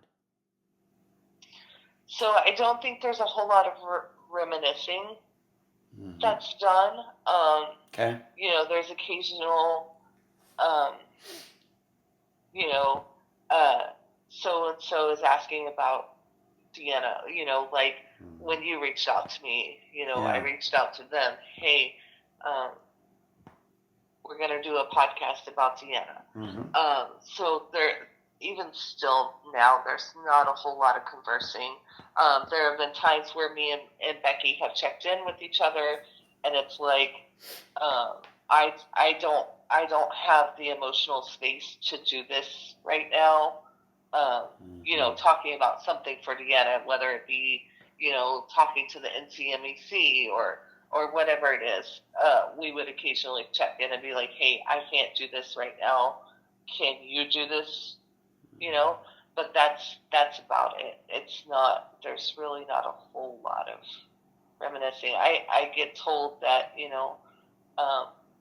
my daughter, particularly when she was younger, reminded people, some of her traits reminded people of Deanna, but yeah. Wow. Okay. Melissa, do you have a Facebook page, website, any other social media sites, websites, whatever, regarding Deanna's disappearance? If so, why don't you tell the listeners about them now? So right now, all we have as far as social media is Deanna's missing page on Facebook. And what's the name of it? What's the title of it? So I just have her in there as a public figure, Deanna Merryfield. Oh, you do? Right. It's not like find Deanna Merryfield or Deanna Merryfield missing many times. It's just simply Deanna Merryfield. Right. Mm-hmm. Okay. All right. And you manage that? If there's any messages or anything, you are the one who sees them? That's right. Mm-hmm. Okay. All right. Very good. Melissa, any final words before we complete this interview? I just want to thank you for taking the time to cover her story and getting her name out there. It's hard to talk about, but it's really important. Yeah. I get it. I realize it's not easy to talk about. It's why we, of course, we cover outlines, and I try to make it as we might say scholastic as possible. There's no way we can take the emotions out of it, but we can at least make the discussion very efficient. And of course, there's a lot to talk about regarding Deanna's disappearance, and so I just try to make it as straightforward as possible, knowing there's a lot of emotions wrapped around with the discussion, but just keeping things very organized. I think that's the best way to do it. In contrast to, just getting on the phone and, talking about, all over the place, and you never know kind of what's going to come up. Yeah. Right. And of of course, we don't do these things live for also the same reasons. I hope we can stay in touch. Melissa, I know that, of course, there's a couple things that I suggested during this interview tonight that has been edited out for the public version that you might try. Of course, so you need some coaching or whatever. I'm always happy to do that for you. I always want to be a resource for you. You can email me or text me or call me, message me or whatever, anytime. I hope we can stay in touch. I hope we can do that. Thank you. You're very welcome. For sure. And I appreciate you being on this episode of Unfound. Thank you. You're welcome. And that was my September 25th, 2024 interview with Melissa, Deanna Merryfield's youngest sister. I thank her for joining me and all of you on this episode. Some of you may come away from this interview saying, Ed, why did you interview Melissa? Why didn't you interview Rebecca instead? She was the one who saw Deanna that night. She saw the guys with Deanna. Rebecca can better set up both the before and after of that night. Well, I would agree with you if Rebecca did media appearances. However, she does not. Probably most importantly, as you heard, Rebecca remembers nothing about that night except for the descriptions of the two guys. And I don't think I'm going to get anything out of her more than what she has already said. I think Rebecca has told Melissa everything she has to say. In fact, if I were to speak to Rebecca, and if she were to say more to me than she ever said to Melissa, then I would probably think Rebecca was just saying stuff to appease me. And nobody wants that. Yet, I will admit, I'm frustrated just like probably all of you are, like Melissa and the rest of the family are. If Rebecca remembered more, then Deanna's disappearance might get solved. But I will also say, if Rebecca remembered, then there is a high likelihood this disappearance is already resolved by 2024, and Unfound never has a chance to feature Deanna. That's how it works. But just sticking to the disappearance itself, we seem to have a ready-made fantastic suspect in Roy. You heard it yourself. Yet, you also heard that Melissa greatly dismisses the idea that Deanna and Roy could have encountered each other that early morning. Moreover, this would mean that the two guys with Deanna are not responsible. Given that, why haven't they identified themselves? This is hard to understand. The counter-argument, though, is calculating the odds that the guy who most likely abused a girl is not the person who caused that girl's disappearance. Put another way, what are the odds someone besides an abuser causes an abused girl's disappearance? Yeah, my guess, the odds say fairly unlikely. Still, I believe what Melissa said. She sees Roy's involvement as very unlikely.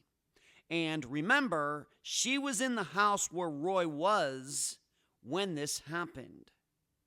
Meaning, we're still looking for those two guys. All of us. And there's no reason to sneak around to do it. If you'd like to hear and read more of my in-depth analysis into the disappearance of Deanna Merryfield, please go to patreon.com/Unfound Podcast. Sign up and partake in the Unfound blog. It's like getting another Unfound podcast every week. Until then, I leave the public theorizing up to you. And that's the program.